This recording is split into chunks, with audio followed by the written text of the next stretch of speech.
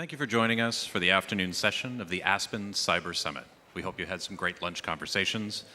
Please welcome our panel, led by Vilas Dar, President and Trustee of the Patrick J. McGovern Foundation, and our panelists, Jaya Baloo, Chief Security Officer of Rapid7, Michael Osborne, CTO of IBM Quantum Safe, Matthew Scholl, Division Lead at NIST, and Maria Spiropulu, Professor of Physics at the California Institute of Technology. Please welcome the panel. Good afternoon, everyone. Thank you very much for joining us. I remember when I was a kid, I think one of my obsessions was figuring out how to work around the absolutely limiting computing requirements of my Game Boy. I spent a lot of time figuring out how you got around 40 kilobits and an 8-bit ROM infrastructure.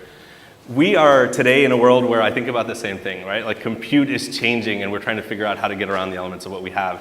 And in a world where so much is happening, AI and all of the other things that we think about, then there's the interjection of quantum. Yet one more sort of moment in time where we think about a fundamental shift in how we think about capacity, how we think about its implications on foundational parts of our cybersecurity infrastructure, and many more topics. I'm really delighted to be with you all. I've learned a lot, even in our prep calls for this, and I think you will as well. I want to start our conversation really by kind of illuminating the boogeyman. If you read the newspaper headlines, like quantum is here and quantum is going to destroy everything that we know in the world of cybersecurity and trust. But I think we know that's not really the case. I think I'd like to start, Heather, with you, if you don't mind, by helping our audience just get a sense of place and moment in time. What's happening in the world of quantum that our audience should be thinking about? What does it mean for cybersecurity? Give us a little bit of a landscape. And I'm going to come to the members of our panel to give us additional color on different elements of that. Absolutely. So to be clear, I'm not a quantum physicist. We've got plenty of those on the panel. But roughly what we're talking about is a new generation of computer. And these computers will enable new kinds of computation that have never existed before. It will be much faster. It will be able to do more complicated things. And we have a hypothesis that it will be able to implement new kinds of algorithms that help break the confidentiality and the integrity of encryption, particularly through, for example, Shor's algorithm, which is a quantum algorithm specifically designed to break public key crypto. So if that is possible, and I think the if is something we can talk about today, if that is possible, then now is the time to get in there and upgrade our crypto. But I also hope we get to on this panel why that's a good idea anyway, even if we can't get quantum computing to work. Well, Heather, you've already brought us back from the brink, right? Like I think there is a version of cybersecurity and quantum where you could sit and say, everybody's telling us this is something that is about to happen and we don't know and we're scared. I think you've just shared with us, one, the keyword hypothesis, that there is a framework of theory that underlies this, and we're beginning to think about what actually this means for preparation and resilience. Michael, I want to come to you. You said something to me quite interesting just as we were entering the room, and I want you to share that thought with the audience. Tell us about, everybody throws around the word quantum. What are we really talking about? Yeah, unfortunately, quantum is one of those really popular hashtags that's used in many, many scenarios. So you have like quantum computing, which are using quantum effects for these more powerful algorithms and things. But when we talk about post-quantum cryptography, this is like we consider quantum computers as an adversary, and we're talking about all of the things that we need to do to protect against misuse of that technology. And to protect against misuse of that technology does not mean using quantum technology. So to be quantum safe or quantum resistant, it's not about using quantum computers, it's about protecting against the misuse of quantum computers. Let's take that. Jaya, explain like I'm 5. Okay. I'm apparently really good at explaining things like you're 5. So, no, I'm just joking. So first we should remember that we have cryptography today. It protects all of our communications. It protects things that we don't even know it's protecting when we use it. So when we use Apple's iMessage or WhatsApp, we have cryptography protecting those conversations. Or when you're using Signal, which is probably a better example. And the clue is that those algorithms are based on foundational math problems. Those math problems for us right now, with our current capacity and mathematical prowess, they are not crackable. They take a very long time. In fact, we estimate sometimes some of these algorithms, when used at their maximum strength, would take like the lifetime of the universe to break. However, if you had a quantum computer and you're able to use Grover's algorithm and Shor's algorithm, you can actually break the current cryptography, and instead of taking the lifetime of the universe, it brings it back down to a couple of seconds. So that's why the whole threat of quantum computing is a legitimate threat. And I should be clear, this is not all of the cryptography you're using. Symmetric key cryptography is genuinely a bit safer, but we still need to worry about the key encryption mechanisms, and there are certain algorithms that are also better off than others. So it's not all created equal. I'll let you talk about that in a second. And so what I really want to say is we've got a problem we need to fix, but there's also the larger looming problem that we have treated our cryptographic assets unlike every other asset. We've kind of, disregarded them for a very long time, and it's part of that overall tech debt. We don't always know what we're using. We don't know where we're using. We're not sure what's a good algorithm or a bad one. We just kind of take it with the flow. So if you actually do a survey, which some folks did, of their current cryptographic use, they'll find really weak algorithms in the mix that don't have anything to do with quantum. It's just a generic, not keeping those assets like the way we would treat everything else. We joked in passing, again, in preparation for this call, that there might be an analog here to the Y2K problem, right? That there is a storyline here that I think you've all spoken to eloquently, that our modern version of cryptography is based on a set of mathematical principles and a human conviction that those principles were strong enough that we couldn't build a way to break them in reasonable timeframes. And now we've interjected that into that with this code word quantum, the idea that we might be able to build technology that actually changes the underlying calculus. Maria, I'm going to come to you. You're a professor of physics. You work on this all the time. Is this a reasonable framing, what I've just shared? And if so, what's next? How close are we to this idea that quantum will do this thing that is potentially promised? So first of all, I wanted to say thanks to everyone who is here and the Institute and my co-panelists. We had very interesting discussions. The lifetime of the universe that Jaya mentioned is 13.5 billion years, just to put it in context for the solution before and after. Then I wanted to say something about quantum. You hear quantum from, and by the way, when you have an academic on a panel, it means a lot of work needs still to be done, research work to be done. But when we hear quantum, it takes us about 100 years ago, a century ago with Einstein. The photoelectric effect is a quantum effect that opens and closes the doors when you pass through. What we had not, and in fact in 1935, quantum entanglement that can be used as a resource protocol in order to have communication of quantum information in links that are unbreakable, unhackable because of the law of physics, was described in 1935, and they didn't like it. They thought they called it spooky action at a distance. It was undeterministic. It was impossible. So there's a lot of physics of 100 years, and I want to tell you that the physics, the experimental physics of the past 30 years and more, has shown us that we actually can have streams of and beams of entanglement, just like we have beams of subatomic particle. We can have quantum control. NIST has proven it with atomic clocks. And all these quantum fuzzy or dramatized things, we actually do in the lab every day, and the students have control over that. So the magic of quantum is mostly on the philosophy and the math that are not intuitive, but in actuality, in practice, in making measurement, we do it every day now in the labs.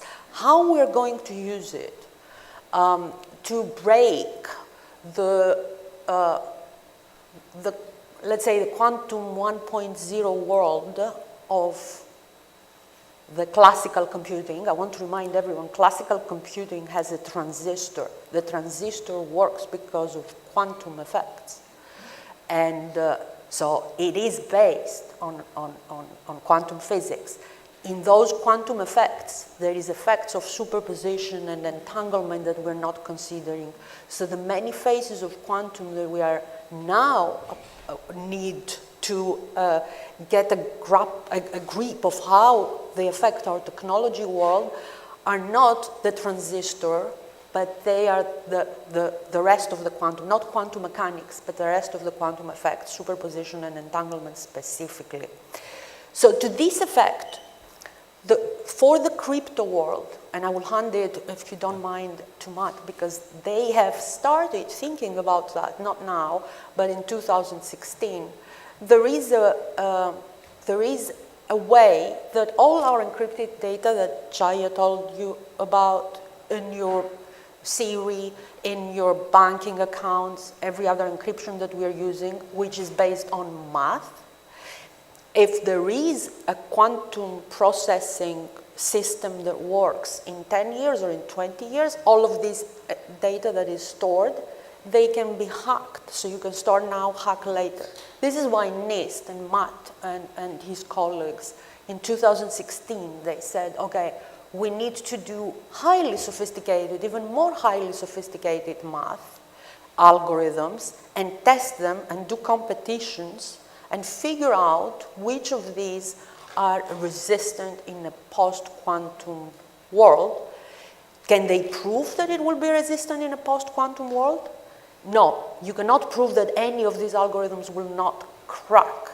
But if you don't mind, I'm going to pause you for a second. That's great. Thank you. First of all, yes, this is what we did. We gave you a really good and heavy lunch and then brought you into a physics class, like flashbacks to college. Like, I get it. This is amazing. No, super good. And a test afterwards. There you go. But we've heard now 4 different perspectives on kind of what might be. And Matt, I think I'm going to follow Maria's guide here and come to you for, give us some practicalities. Like, what is actually out there today and what's your kind of like frame for what happens over the next 3 years? Practicalities. Yeah. Rarely do people come to me for practicalities. I loved your intro, by the way, because I metroed down. I spent a There you go. decent amount of time on my 8-bit Game Boy emulator on my phone, so I was overclocking my Game Boy. All right, practicalities. So we're all using encryption. You're cybersecurity people.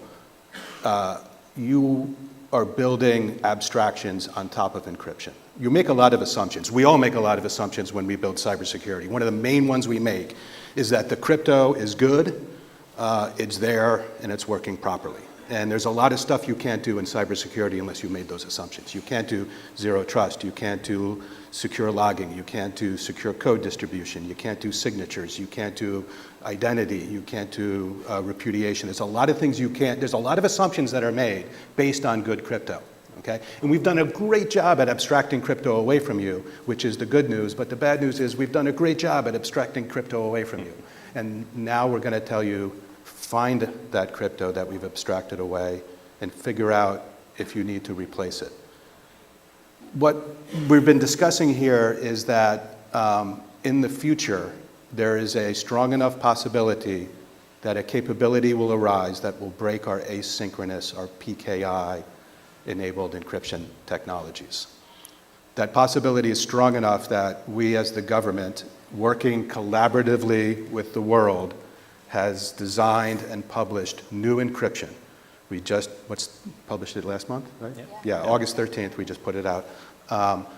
As specs, open standards for industry to build and to implement and to provide back to consumers, enterprises, and governments so that we can start this long and laborious marathon that is ahead of us to find, somebody had mentioned finding, where that vulnerable crypto is, figure out what it's protecting, because we were also talking about store now, decrypt later, because that's your threat model.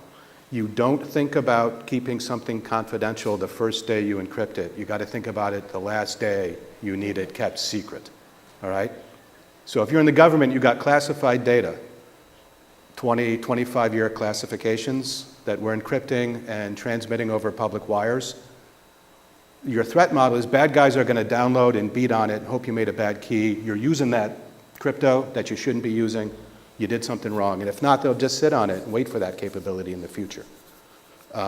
So 20 years out, that's 2040. What is 20 plus 24? 2044, 2045? 45. Yeah, okay. We're not willing to make that bet. So we've made these specs. We've made these standards. We want industry to start building them so that then we can start to procure them and bring them into our enterprise. So Where we are right now, specs are out, final and ready. Where we need to go is industry to build them, enterprises, governments to procure them and transition them, and then use this as the opportunity for all of those other good crypto exercises that have been done. So that's my spin. Yeah. Very quickly, Okay. I want to just follow this point because we've talked about it in generality so many times. Like, help our audience figure out what are the canaries in the coal mine? What are the bellwethers of this idea that this thing that might happen in the future is getting closer? One of the things people talk about is the sophistication of quantum computers, the number of qubits, right? The whatever it is. And those aren't the right metrics. Those are not the right questions. They're not, okay, so what are the right questions? I don't know, you guys. Somebody else want to jump in? guys, Heather? please. Yeah. Because I Say wanted- something about Yeah. I wanted to jump in a little bit because we have this debate with our teams as well. We get so focused on this mythical computer that's coming in the future that's going to break our crypto, and we forget the fact that there are cryptographers today trying to break our crypto the old-fashioned way.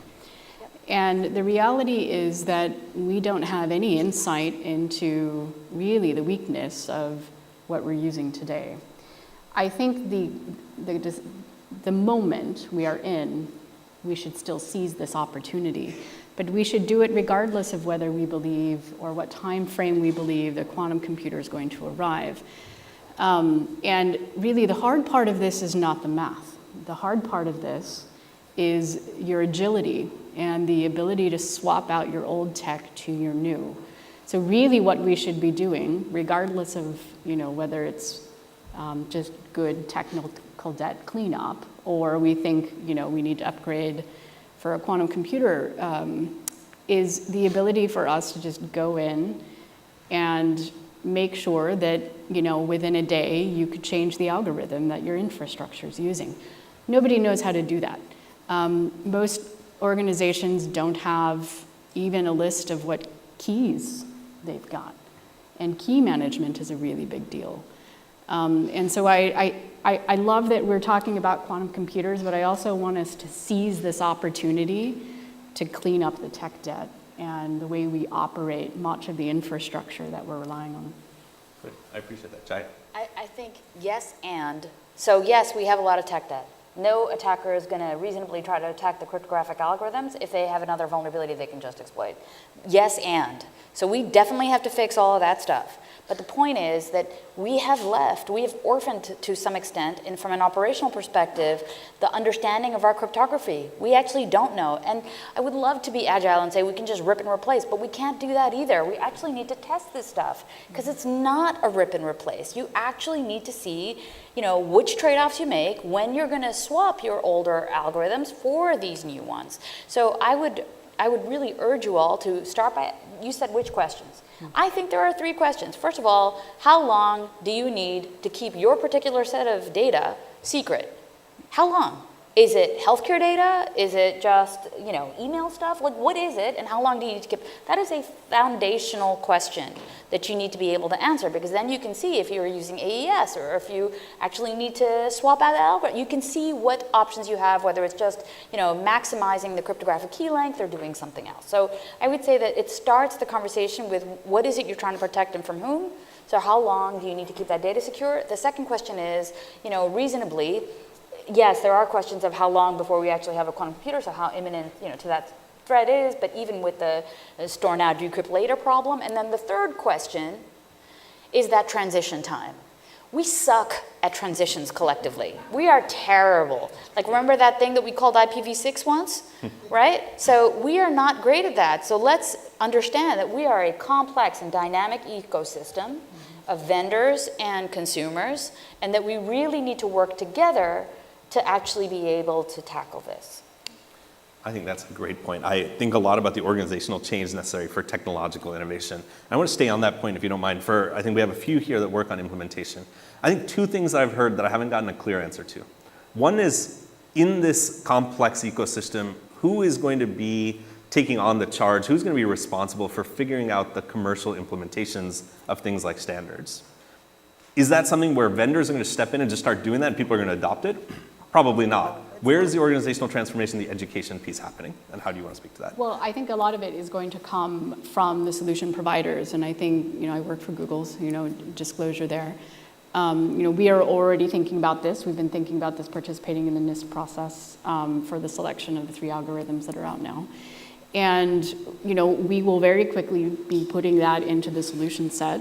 And so the moment that, you have the opportunity to use technology that has it, make that transition, right? That's going to be super important. And I think, I would, defer back to NIST and others who are working on behind the scenes to provide us with the foundations for understanding, what is it we should be looking at.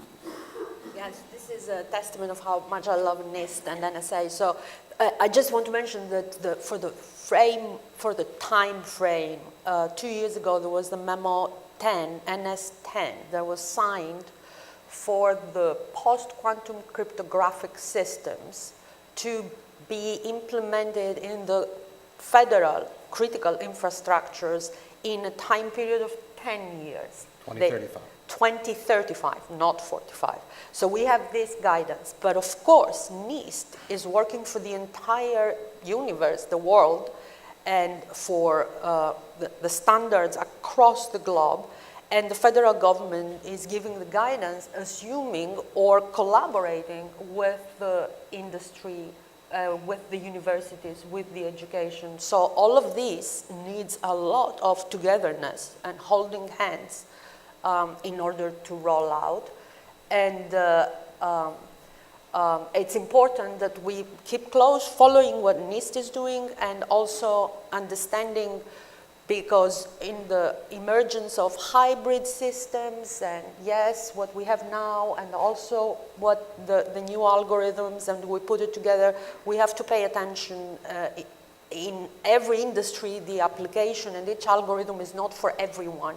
So the industries, even the federal agencies, will have to do a survey of their assets and their needs, the data, like Jaya said, the applications, and how they're going to implement each one of these algorithms, because it's not one on all for all. It's very customizable. Maybe Matt wants to say a little more, or did I say it all for NIST? You're good. I'll save you for a minute. Yeah. Michael, I want to come to you. I want to see if you have something that you want to offer on this, kind of who does it, and really what is it? We haven't really talked about it. What is quantum resistant patching? Like, what is the answer? Actually, I think there's you made the analogy to Y2K. So actually, if you look carefully at what happened in Y2K, some people patched their systems, but most people actually renewed their systems. I'd have a slightly contrarian perspective that there are technologies today where you can fully automate the crypto and you have full agility on modern deployment platforms. Not everybody is going to be able to do that. So you're going to get a camp where you can migrate to very agile deployment platforms, but then you have a lot of legacy. And the legacy is in 2 parts. I think it's the communications aspect, and I think I see that far simpler than the trust aspect, simply because it's like party to party. There are a few big vendors, few standards, and that should work, I think, quite okay. But my main concern is really the trust. The trust in the sense that most companies might have an idea of the certificates that they issue, but they have no idea where these things are validated and the dependencies and things like this. And that is a much larger problem. So I think you have to break down the area that you're looking at, and people are going to need to choose. They're going to need to choose whether it's worth the investment to upgrade legacy or to move to something new, and there are new things. I hear an optimism in many of your answers about the idea that this threat certainly exists, but I'm hearing from you that you all feel like we can come up with a solution to a technological solution to it. And I see some nods. Is that generally a correct answer? I'm going to come to you, Matt. I think the technological solution we've been kind of hinting at around here on this panel is the easiest solution. Yeah. We have a technological solution. We have new signatures. We have new chems. They will not be susceptible to a future quantum machine. So we have technical solutions. I think it's trust issues. I think it's deployment coordination. I think it's legacy debt. It's risk management, it's prioritization, and it's understanding, which what we've been talking about. what you're doing. Where is your crypto? What is your crypto doing? And how to prioritize it. So I feel like if we have consensus around what you just said, we have like done more in 20 minutes of this panel than like we were supposed to do in the whole time. I have one objection. Okay, we'll come to the objection. Let's do the objection. One little But let's also use this as a transition so, point. let me back up. So All right, I take it back. I'm We accomplished smelling your nothing. objection. Back to you. we have the specs, Okay, right. okay? Next step is to get the technology. Yeah, so we need it to be built in product provided by service offerers. Then we'll have the ability to actually have it, yeah. Please. Yeah, my little objection is that the technology, it's pretty actually counterintuitive. The technology and the math that will solve a problem that is manifesting as physics is kind of the first step and the most logical step, so that you don't have to change the whole hardware infrastructure. The physics, though, to attack physics with math is to attack physics with its own language, and physics is a little more cunning than that. There is ways, but it's more cost and completely drastic changing of infrastructure, not only the keys and the signatures, etc., but your hardware, the way you are communicating. Imagine if you're communicating not with the normal links with many photons and doing zeros at once, but imagine now you're communicating with entangled qubits and you want to use the physics itself to avoid the hack or to do the encryption. Then you need another evolution or another layer. If those two things go together, and I think NSA said they go with the math first and the technology, but they do not stop to do the research in physics. And this is what my interest is very much that, because I got physics students that want to do physics acrobatics. Yeah. And the math students want to compete with them and do the math acrobatics better.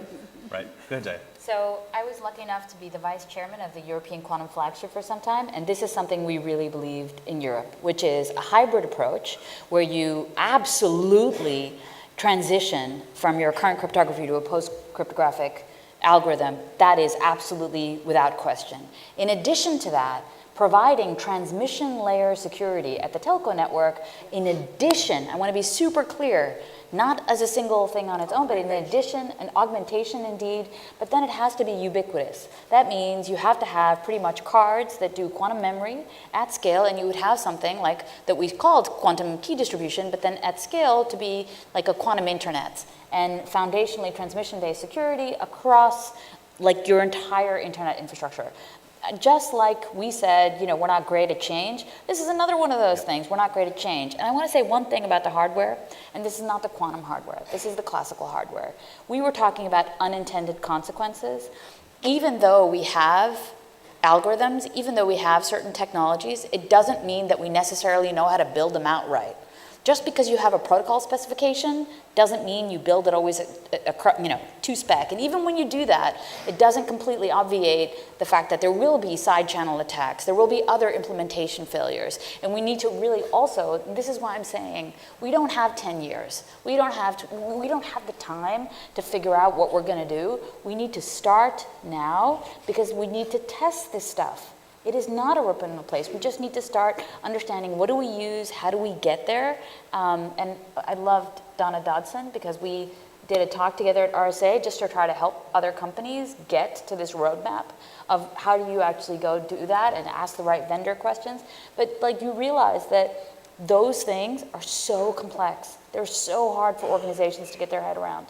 And that's the real worry. That's why we should start earlier. Super good. So this is a good jumping off point, and we have about 5 minutes. I'm going to come to questions from the audience, but I want to take our last 5 minutes to talk about, let's hold the proposition that we know what technological responses look like, which we've talked about. What does it take to actually get to that future? And you've all spoken to this a little bit, but I want to reframe the question. In a world in which, let me properly say this, in which political approaches to cryptography have varied widely for the last 40 years, you're now going into a world of post-quantum cryptographic algorithms. There is a patchwork of approaches that we're going to see emerge both politically and from a policy standpoint. around how we think about quantum. Thoughts or things that you want to share about both the importance of standards, but also practice, and anything that you want to say about the kind of geopolitical context of the quantum conversation. Maybe I'll ask everybody to kind of do about a minute on this. Anybody who wants to offer, and Maria, maybe I can start with you. You can tie it to trust as well. So we do live in a very fast-pacing world, and politically quite globally, quite in an oscillatory mode, not stable in some sense. And this can be good and bad. It is a challenge, but it can be an opportunity. The opportunity here is that if you want to think about your national security and your leadership and you setting the standards, and when I say all that, I mean the you and all of that is the US that has been first in the previous, let's say, quantum revolution of computing and internet, then you get focused solidly on the road to have results, products, and outcomes kind of first, and then you set the rules of the game for the rest of the world. This is not the arriving first. It doesn't mean that you are adversarially stopping anyone else, but you are using your resources, talent, ingenuousness, and expertise to get there, and you retain the focus and the execution without being adversarial with anyone else. Then you set the rules. And if you set the rules of the game, it's a good thing. That gives you, then the standards are standards. At this moment, the standards, I think, that you published, China, and we had a full panel on that, is going to muddle it up and not accepting it and do their own. And so all the other countries, they have either unseen French and in France and so on, that they are getting the same things that NIST is providing pretty much. Maybe a perfect transition there. Yeah, so I mean, yes. Thank you, Martin. Right. We work together. Right. I mean, in the current state of encryption, just overall, is it regardless or irregardless? Regardless. Regardless of PQC, thank you. This is how it is. There's North American encryption. It is generally, usually sort of accepted globally, but there are national encryption algorithms that are used by individual nations. So the Venn diagram is not a complete overlap, but it's pretty heavy. The goal being industry can implement a much smaller set of encryption in their product, so there can be focus, there can be learning, there can be testing, and then they can sell on a global market. So NIST very much recognizes that it is a global market for industry. So when we design encryption, like we did for PQC, we involve as many people around the world as possible. So the participation we had in the design and the development was from 26 countries, 6 out of 7 continents, people from industry, academia, and other national authorities working with us side by side. That then allows them coming to trust, because people then trust those algorithms, and because they trust them, because they saw how they were designed, saw how they were developed, saw how they were tested, they can then accept them. And when we get that level of acceptance, we open up a market at a global scale that really does help with transition so we can get product into our infrastructure. So trust is critical when it comes to crypto algorithms. Trust is done through inclusion, participation, and transparency. And so that's how we model. Love the triad. That's okay. Great. Like, Yeah, slightly different perspectives. I think if we, not from that, just No, generally, no, it's because I'm fully aligned with that. Yeah. Essentially, that if we try and go front foot on changing crypto without agility, we've done ourselves a disservice and we'll end up in a worse place. So the target needs to be agility, and agility is 90% other things. It's knowing what you're using, so links with secure software supply chain, things like this. So it's a lot of it about awareness, a lot about tweaking things that you need to be doing already. Because if you go to CIO and say, you've got to be changing your crypto now, and you said, they're going to ask them, well, do I need to prioritize that over the AI attacks I have now and stuff like that? So you have to align with the things that you need to do, and you'll get 90% of the way there, and then swapping the algorithms should be fairly straightforward. And then it doesn't matter. matter so much what those algorithms are, essentially. And I think this is where the preparedness comes in now. The preparedness to be agile is so valuable. We have time to prepare now. If the events happen that we end up in a quantum era, there will be no time to prepare. And the consequences will be really much, much worse than anything we're thinking about now. It feels like things move slow until all of a sudden they have to move fast, and we have the chance to actually change that. Fair enough. Jaya? Yeah, so I actually think, there's a lot of really good points that were already made, so I'm not going to rehash that. But what I do think is really important for us to recognize is stuff is going to break to that point of agility, so we need to be prepared for that breaking. But the question is, how do they break, right? Is it breaking because there is a technical issue? Is it breaking because there is a, incorrect implementation issue? But if that's not the case, and they're breaking because there's going to be a geopolitical ask on you to provide some mechanism to, somehow try to weaken or break or not use that cryptographic algorithm because you have to use something else. From a national perspective, I think these are the kinds of ethical aspects that we need to ask ourselves. They're ethical, legal, societal aspects that we need to understand. What kind of world do we want to live in, and do we have a choice when we want to operate in geographies that may not be our own? So I think that there is a real need for us to have that discussion openly. We're not really having it.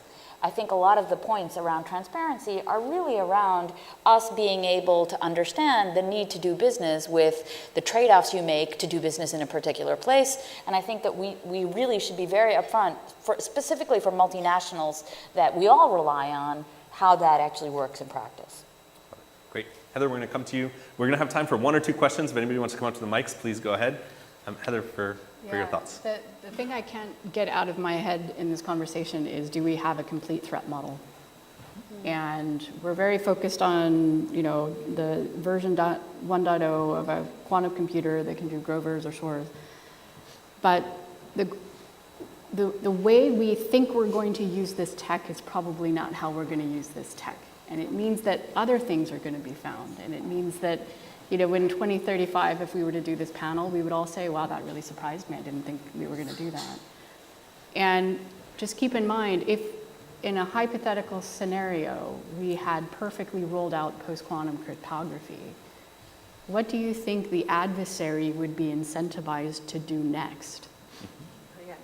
Maybe backdoor your algorithms, your code, your supply chain, your pagers. I mean, you've got to make sure we have a complete threat model. I think agility is so important for that reason, because it could be we are totally wrong, and we have to change course midway. Yeah, super powerful. Thank you. I think we have time for two. Let's take them both together, and then we'll have the panel respond. Do you want to start us off? Yeah, my name is Scott Bennett, CIO for a multinational $25 billion revenue Fortune 200 company. My question is, when is the timing, right? When do you think something's going to hit and kind of impact us, knowing that we're going to rely on the vendor and the ecosystem a lot, but what timing should we be preparing for? Good, very eloquently put. I tried to get them to an answer. I couldn't succeed. Let's see if you do. Let's take the other question as well. Hi, I'm VG Comcast. So I heard throughout this panel this assertion that we should be looking to migrate to PQC even in the absence of a quantum computer, because we don't have as much guarantees regarding the existing classical algorithms that exist. So I was just kind of curious as to what is the panel's take on when you start implementing PQC, especially in a hybrid mode, there are other security concerns that come up. So for example, if you implement PQC in DNSSEC, DNSSEC already makes DNS amplification attacks worse. You start implementing PQC that, the signature sizes are so big, DNSSEC amplification attacks become much, much worse. So I'm trying to understand, what benefit do you think we get out of implementing PQC if there's no threat from quantum computers, because there are all of these other security problems that we have to deal with. And I don't think we have any greater assurance in PQC algorithms than we have in classical algorithms. Thank you. All right, we're going to do this as a lightning round. 2 questions. When might this hit? 2, how do we think about the cost-benefit analysis of potential second-order effects of implementing PQC now? Who wants to jump in? I'll go first. Yeah. The U.S. federal government says now is the time, okay? If you wrap your brain around when the machine is coming, that's a very difficult argument or discussion, but the government is not willing to take the bet that we are outside of a 25-year window with data and information that is either classified or that the government has been entrusted with by the nation. So for the US government, we have said we will transition by 2035. So that's how we're looking at it. On the second piece, hybrid mode for chems, not for signatures. You're going to blow them up if you do that. So signatures, and especially things like DNSSEC, might be an edge case where we might need something else potentially, but let's see how well MLDSS works in a DNSSEC deployment. But hybrid signatures probably are not going to be the thing to be implementing going forward. One or two more comments. So Jaya? really super quickly on the why now, just because I think any adversary who would have any capacity to break either even the current algorithms without even a quantum computer isn't going to tell you that they can break your stuff. So they're not going to warn you, listen, change your cryptography because I can read all your messages and like get all your communications. So the notion is that because of the scale of where we are now with the potential to scale up with everything that we're building, there is a notion that the adversary may have an advantage but not reveal it, and therefore we should be prepared. Great. Just one quick thing. I think with agility, crypto agility will be a core cybersecurity hygiene factor. You need to go there regardless of what happens. You go there first and then everything else is much simpler afterwards. Go ahead. 3 seconds. So it's 10 years ago. It's not now. I'm applauding NIST that they started this 10 years, 2016. It's not exactly 10, but it's 8 years ago. This whole thing started, and I appreciate your question. It's a boardroom question now. It elevated from the, so it has become a boardroom question. But I am optimistic because I think Chrome already is putting chems on Chrome. Apple is doing that as well. The major industries are taking this seriously. Yeah. So how the whole world is going to implement it, I want to make the point that we all have to look at ourselves. How many passwords and encryption keys and how many vulnerabilities do you have on your accounts at all times? And educate the new generation of mathematicians, applied mathematicians, computer scientists, physicists that have to work together, educate them on the importance of security, the triad, confidentiality, and security and availability, because you don't want to stop the availability of your resources of what you're doing. We heard all these examples this morning. Thank you. That was 30 seconds, sorry. The solutions will start rolling out from vendors like Google over the next couple months. Seize the moment, especially if you are a mid-transformation, mid-digital transformation of any kind. My personal opinion is I'm going to take 2030 off. 20? Oh, there you go. Thank you to our amazing panel. We've learned a lot from you. I'm going to spend the afternoon thinking about how I use quantum to overclock my Tetris. It's going to be great. Thank you all so much.